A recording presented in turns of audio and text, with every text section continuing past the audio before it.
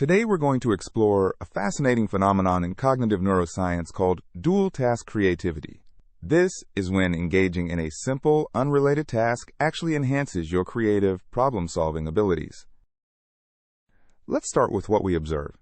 Have you ever noticed that your best ideas come when you're doing something seemingly unrelated?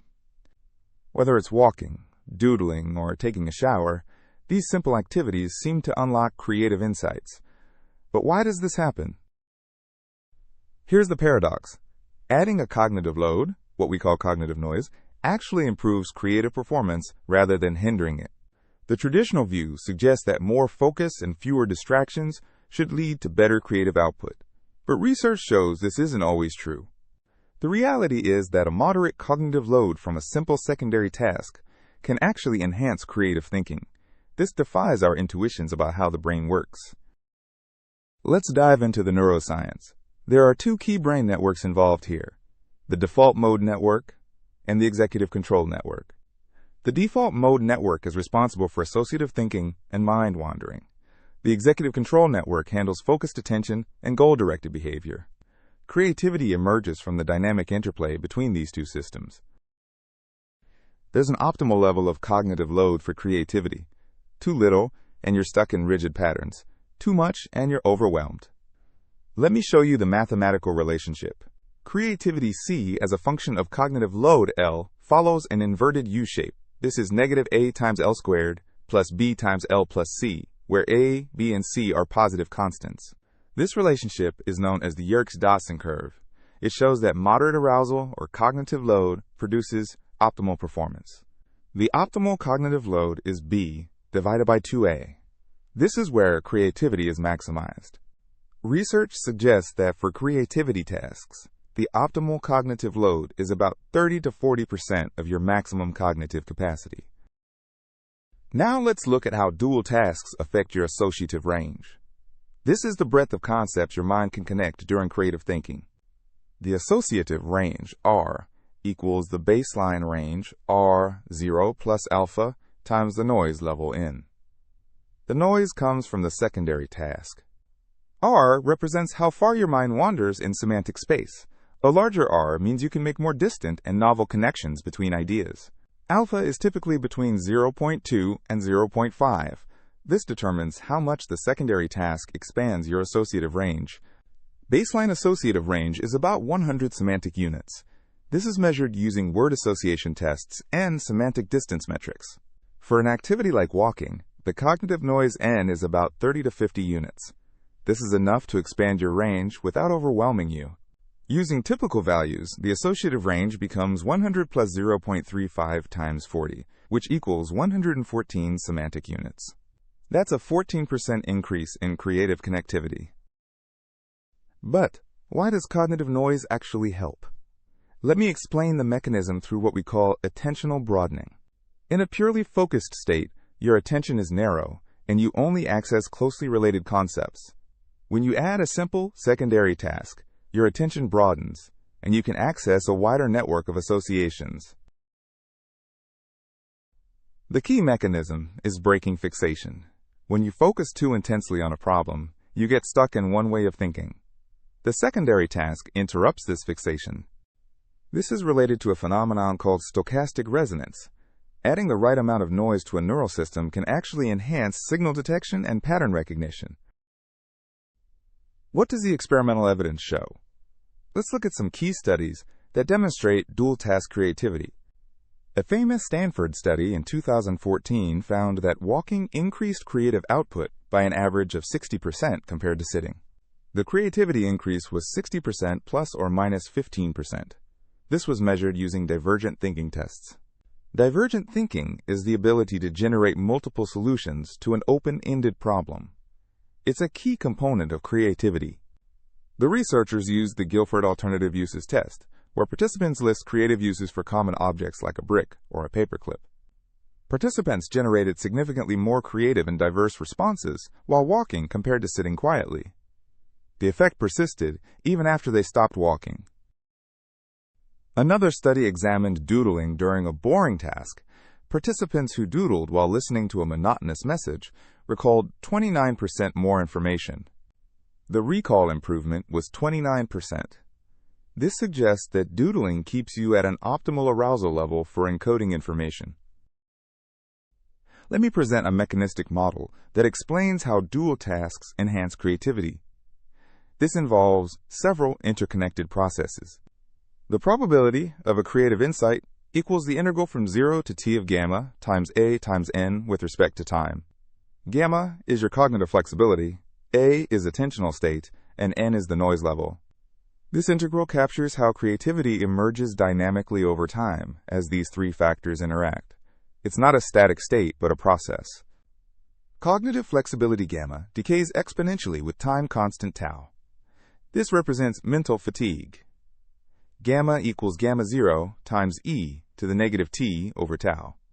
The time constant tau is approximately 45 minutes for most people. This is why long focus sessions lead to diminishing returns. The dual task resets this decay by periodically boosting gamma. It's like hitting a refresh button for your cognitive flexibility. The noise from the dual task oscillates. N of t equals n0 plus a dual times sine of 2 pi ft. The frequency f depends on the rhythm of the secondary activity. For walking, the frequency is about 2 Hz, corresponding to about 2 steps per second. This rhythmic input creates a pulsing pattern of cognitive noise. There's another critical aspect called the inhibition-disinhibition balance.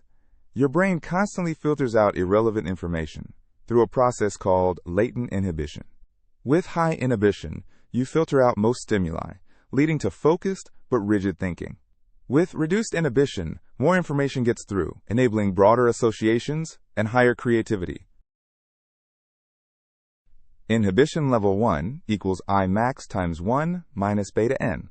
As noise n increases, inhibition decreases proportionally with coefficient beta. Beta typically ranges from 0.01 to 0.03. This means even moderate noise significantly reduces inhibition. How can we apply this knowledge? Let's look at practical strategies for enhancing creativity using dual task principles. Strategy 1 is to schedule walking meetings for brainstorming sessions. The movement provides optimal cognitive noise while keeping everyone engaged. Strategy 2 is to take micro breaks every 40 to 50 minutes. During these breaks, do something simple like stretching or doodling to reset your cognitive state. Strategy 3 is to use moderate background noise, like coffee shop sounds, at around 70 decibels. This has been shown to enhance abstract thinking. The optimal noise level is around 70 decibels. This is about the level of conversation in a busy cafe. Let me summarize everything with a comprehensive creativity equation that incorporates all the factors we've discussed. Total creativity equals alpha times associative range plus beta times 1 minus inhibition plus gamma times cognitive flexibility minus delta times mental fatigue. Each Greek letter represents how much that factor contributes to overall creativity. These weights vary between individuals. R is the associative range we discussed earlier, which is expanded by the dual task through cognitive noise. I is the inhibition level, which is reduced by moderate noise, allowing more distant associations to emerge. F is cognitive flexibility, which needs to be maintained through periodic breaks and task switching. S is mental fatigue, which accumulates over time and is the enemy of creativity. The dual task helps combat this fatigue. Let's work through a concrete example calculation. Imagine you're working on a creative problem for 2 hours. Scenario 1 is pure focused work with no breaks. You sit at your desk for the full 2 hours concentrating intensely. Your associative range stays at baseline 100. Inhibition is high at 0.8. Flexibility drops to 0.6. Fatigue builds to 0.7. Using typical coefficients, creativity equals 1 times 100 plus 0.8 times 0.2 plus 1.2 times 0.6 minus 1.5 times 0.7. This gives us 99.83. Your creativity is actually slightly below baseline due to fatigue. Scenario 2 is the same work but with 2 10-minute walking breaks. Now your associative range expands to 115. Inhibition drops to 0.5. Flexibility stays high at 0.85. Fatigue is only 0.4. Creativity equals 1 times 115 plus 0.8 times 0.5 plus 1.2 times 0.85 minus 1.5 times 0.4. This gives us 115.82. That's a 16% increase in creative output just from adding simple walking breaks. Let's examine the time course of when creative insights actually occur during dual task activities. Interestingly, insights rarely occur during moments of peak focus. Instead, they emerge during transition periods. The time of insight equals the time you stop actively working plus an incubation period delta t. The incubation period is typically 5 to 15 minutes. This is when you're engaged in the simple secondary task. This is called the incubation effect. Your unconscious mind continues processing the problem while your conscious attention is elsewhere. What's happening in the brain during dual task creativity? We can measure this using functional MRI and EEG. Alpha wave activity in the 8 to 12 Hz range increases during the dual task. This indicates a relaxed yet alert state conducive to insight. The default mode network shows increased connectivity with other brain regions. This enhanced communication facilitates creative associations. Default mode network connectivity is proportional to associative range R. More connectivity means broader ideation. Interestingly, brief bursts of gamma activity, around 40 Hz, occur in the right hemisphere about 300 milliseconds before reported insights. It's important to note that individual differences play a significant role. Not everyone benefits equally from dual task creativity. People with higher working memory capacity can handle more cognitive load before becoming overwhelmed. They might benefit from slightly more complex secondary tasks. Those who already score high on creativity measures show different patterns. They might already have reduced latent inhibition naturally. Personal preference matters too.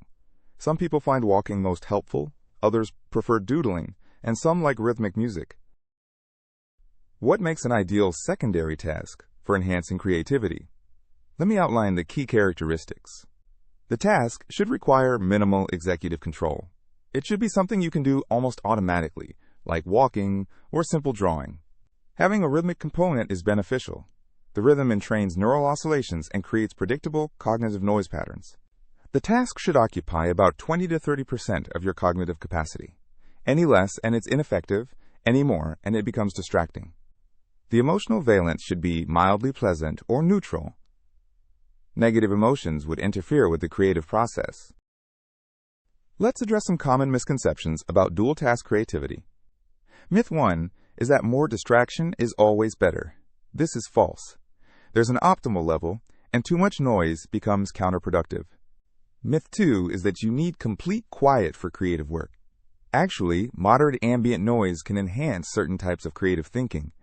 Myth 3 is that dual tasks only work in certain domains. Research shows benefits across verbal, visual, and scientific creativity. What are the broader implications of this research? This has profound consequences for how we structure work and education. We need to rethink office design. Providing spaces for walking meetings and movement could significantly boost creative output. We should change meeting culture. Not all meetings need to happen seated around a table. Walking meetings can be more productive for brainstorming. We need to reframe breaks as productive time rather than wasted time. Those moments of apparent idleness are when insights crystallize. Let me give you a practical strategy to implement dual task creativity in your daily routine. Start with a phase of intense focus lasting 30 to 45 minutes. This is when you load your mind with the problem details. Then engage in a simple dual task for 10 to 15 minutes. This is the incubation period where associations form. Finally, return to focused work. You'll often find you have new perspectives or solutions that weren't accessible before the break. Repeat this cycle 3 to 4 times per work session for optimal creative productivity. There's also a neurochemical dimension to dual task creativity. Certain neurotransmitters play crucial roles. Dopamine facilitates flexible cognitive switching. The dual task modulates dopamine levels in prefrontal regions. Norepinephrine helps maintain optimal arousal levels. Too much leads to anxiety, too little to boredom. The dual task keeps you in the sweet spot. Acetylcholine enhances attention to novelty. During the dual task, your brain becomes more receptive to unexpected connections. For those interested, here's a more advanced mathematical framework that models the complete dual-task creativity system. The rate of change of creativity with respect to time equals alpha times r of n minus beta c plus gamma f of t minus delta s of t. This is a differential equation describing creativity dynamics. This treats creativity as a dynamic system that evolves over time based on multiple competing factors. The associative range as a function of noise is R0 plus Kn times 1 minus n over n max. This captures the inverted U relationship. Mental fatigue accumulation follows ds dt equals mu minus lambda s plus eta c. Fatigue accumulates at rate mu, decays at rate lambda s, and is influenced by creative effort. Let me summarize the key scientific insights about dual-task creativity.